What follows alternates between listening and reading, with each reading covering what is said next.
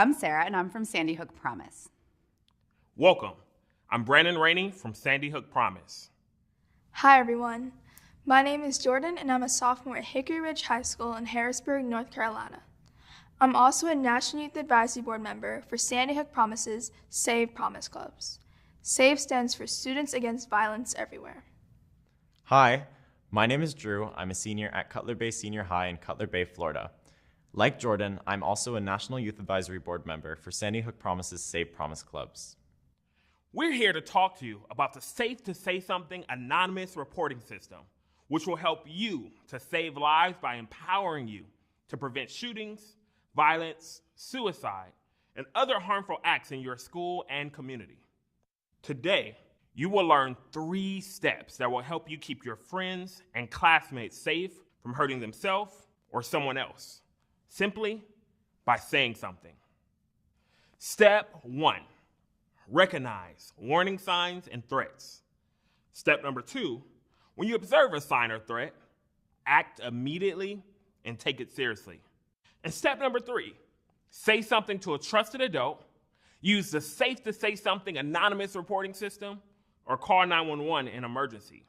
Using these 3 steps will empower you to help keep your school safe and to get help for people who need it. Before we jump into each step, I want to emphasize that overall, schools are safe. Your teachers, administrators, and staff are continuously working to ensure your school is safe as possible. However, schools are not immune to shootings, violence, suicide, and threats. There's still a possibility that these things can happen. That's why we're here today, to teach you 3 steps that you can use to help keep your school safe. Now I'm going to talk more specifically about what you can look out for. This is step 1, recognize warning signs and threats. So what is a warning sign? A warning sign is something a person says or does that shows they may be planning to harm themselves or others. Here are some examples of warning signs a person may be planning to harm others. I want to emphasize, though, that this is not a list of every warning sign. Being obsessed with weapons or school shootings, talking about hurting other people, talking or posting about an upcoming attack, and bringing a weapon to school. Here are some examples of warning signs a person may be planning to harm themselves. Feeling like things will never get better, talking about wanting to die, talking about a plan to die, and cutting or burning themselves. Here are examples of warning signs that a person may be in crisis, which is when someone is going through something that is overwhelming and they need help. Big changes in personality or appearance. For instance, a friend who is usually happy is now frequently angry and aggressive. Withdrawal from friends and activities. For instance, a friend who hangs out with you almost every day after school, but now goes directly home to be alone. Refusing to go to school or skipping school a lot.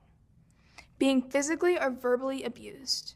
For instance, a friend who tells you his father hits him every time he fails a test. These are all warning signs. Other warning signs that someone may be in crisis include being bullied or bullying others based on real or perceived differences, including any of the following: race, gender, sexual orientation, religion, disability, and body type. As you've just learned, there are many warning signs we can watch out for. We also have to be aware of threats. So what is a threat? A threat is when a person communicates that they intend to harm themselves or others. Someone might say a threat, write a threat, or post a threat on social media. Here are some examples of threats to others. I'm going to take them all out. They will regret they ever met me. Here are some examples of suicidal threats. I'm going to kill myself. I'm going to end it all. Please note, vaping tips will no longer be accepted. If you suspect a student has a vape on them in school, please inform a staff member. If you're concerned for a friend or yourself, please reach out to My Life, My Quit by texting Start My Quit to 855-891-9989.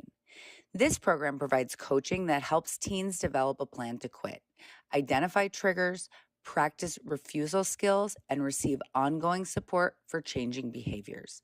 This program provides self-help and educational materials designed for teens with input from teens. As you look to recognize warning signs and threats, here are some definitions that will be important to know. Discrimination, unfair treatment of one particular person or group of people. Hate speech, using threatening verbal or written language that expresses hate or incites violence against a group. Hate crime, criminal act motivated by bias against a person's perceived race, color, religion, national origin, sexual orientation, gender, gender identity, or disability. Bullying, negative behavior is repeated multiple times that intends to cause physical, social, and/or psychological harm. Harassment, behavior that is unwanted and unwelcome and offends or humiliates an individual. Where are these warning signs and threats found? Anywhere and everywhere.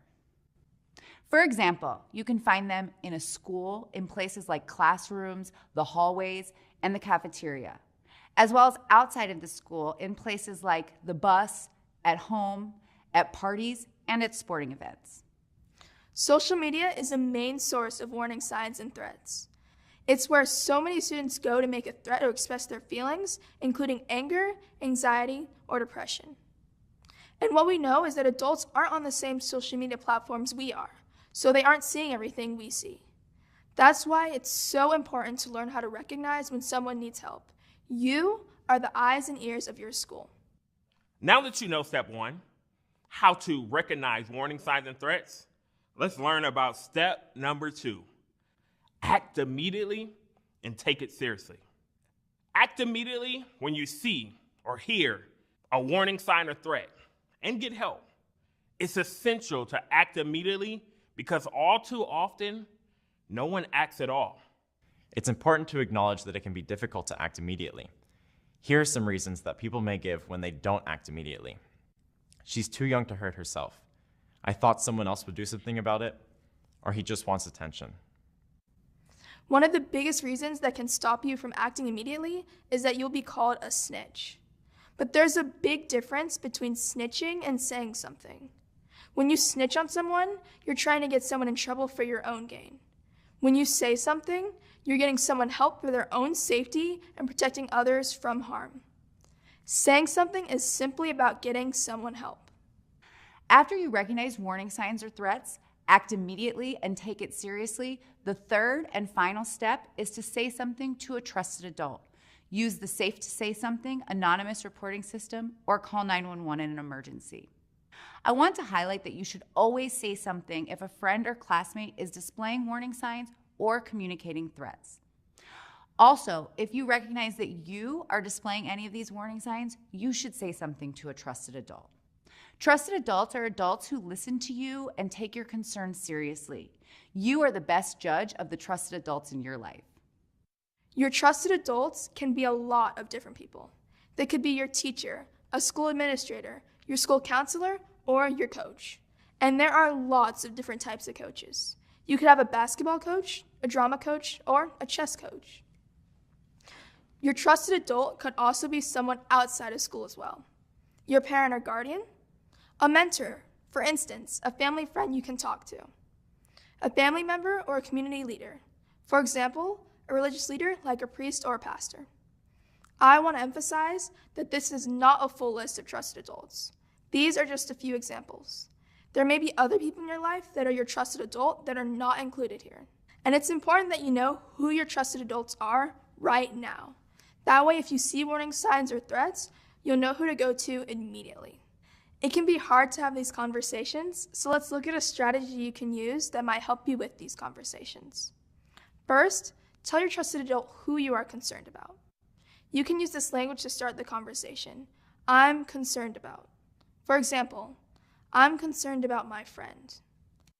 The second part is to describe what warning signs or threats you are seeing and bring any texts, videos, or pictures you may have. You can use the word because to start to describe why you are concerned. For example, I'm concerned about my friend because he's being bullied. The last part is to tell your trusted adult what you would like their help with. You can use the language, "and I need your help to explain what you would like them to do. For example, I'm concerned about my friend because he's being bullied and I need your help to make it stop. To summarize, you can use this language to help you talk with your trusted adult. I'm concerned about, because, and I need your help to. Now, let's talk about 911. You should only call 911 when there's an emergency and then tell a trusted adult. An emergency is when someone needs help right away because they are injured or in immediate danger. Now, I know calling 911 may seem difficult. You may be nervous because you've never called 911 before or worried about giving the right information. Also, sometimes people are concerned what's going to happen when they call 911.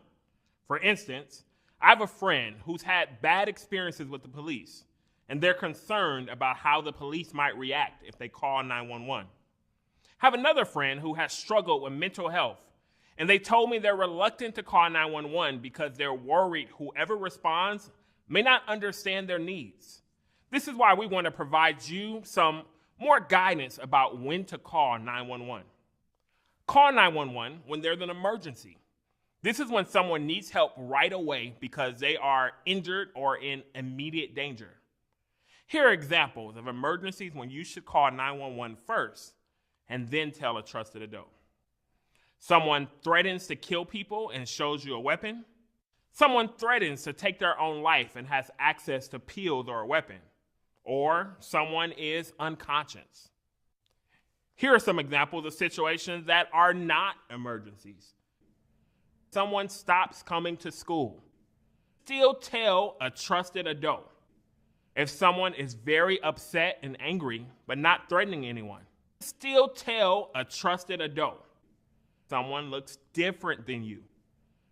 For instance, there's no emergency if you see someone shopping at the mall who just happens to be a different race than you.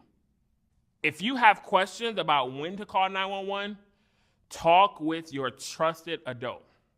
You just learned how to say something to a trusted adult or call 911. But what if a trusted adult is unavailable or you're not comfortable telling an adult and it's not an emergency? Use the Safe2Say Something anonymous reporting system. The Safe2Say Something anonymous reporting system is completely anonymous, so you don't have to give any information about yourself you don't want to. You can submit a tip if you recognize warning signs in a friend or classmate. You can also submit a tip if you recognize warning signs in yourself and need to talk to someone.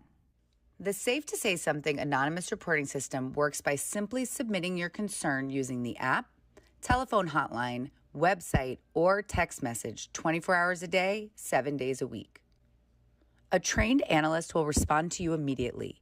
Our analysts care about helping you and are always ready and available to listen to your concerns and take action about anything you share with them. To use the app, download it to your phone or mobile device. Search for Safe2Say Something anonymous reporting system in either Google Play or the App Store. Next time you have your phone, remember to download the app. Once you've downloaded the app, open it on your mobile device. The first time you launch the app, you will need to create your own numeric passcode. Then you can sign in. If you forget your passcode, you can create a new one. Simply go to the menu on the top left corner of the app's homepage, select Reset Passcode, and create a new one. Here's a short video that shows you how easy it is to use the Safe2Say Something anonymous reporting system. Once you've downloaded the app, open it on your mobile device. The first time you launch the app, you will need to create your own numeric passcode. Then you can sign in. Next is to locate your school within the app. Select the concern from the menu that you would like to address. You will then be asked to type in details about your concern. Finally, upload any photos, videos, or sound files related to your concern, and then hit submit. You will be able to have an anonymous two-way conversation with a crisis counselor to ensure they have all the information they need to get help for the individual you're concerned about. You will also get a case number so you can log back in at a later time and add more information if you want. If you want to submit a tip on the website, first go to Safe2SayPA.org. Once there, select the Submit a Tip icon and complete the form. If you'd prefer to submit a tip over the phone, call 1-844-SAFE2SAY or 1-844-723-2729. An analyst will be standing by to take your call and will work with you to gather the necessary information. At the end of the call, you'll receive a tip number and password. That will allow you to log in online and provide additional information that you may have about your tip, as well as exchange private messages requesting additional anonymous information. It's as easy as that. Thanks to your anonymous tip, the analyst will work with the appropriate people in your school community to act on your tip and intervene as needed. How do I submit by text? Text S2SS to 738477. Follow the link to submit your tip. When submitting tips that contain serious acts of violence, you'll be required to provide the following information: description, event type, description of person, origin of the information, when did this occur, is there a weapon involved? Our analysts are caring, experienced, and helpful. They will listen to your concerns and will work with the adults in your school community to get help. The analysts are always available, 24 hours a day, 7 days a week. You should contact the Crisis Center if you or anyone you know is displaying warning signs. Today, you learned 3 steps to the Safe to Say Something anonymous reporting system. Step 1, recognize warning signs and threats. Step 2, act immediately and take these warning signs seriously. Step 3, say something to a trusted adult, use the Safe to Say Something anonymous reporting system, or call 911 in an emergency. By bringing the 3 steps of Safe to Say Something into our day-to-day lives, we as students will be able to reduce violence and threats in our schools and make our schools and communities a better place to be. We have the power to make a difference in the world around us just by saying something. If you would like to be more involved with helping to keep your school safe, I encourage you to join or start a Save Promise Club. Save Promise Clubs are free, student-led clubs that are in schools across the country. Save Promise Clubs take an active role in keeping their classmates safe and building safer schools. To learn more, go to sandyhookpromise.org and search for Save Promise Clubs. Thank you for taking the time to learn about the Safe to Say Something anonymous reporting system. Being a student means you are uniquely positioned to influence and support the community around you. You can stand up for your school, your peers, and your friends, and say something. Thank you.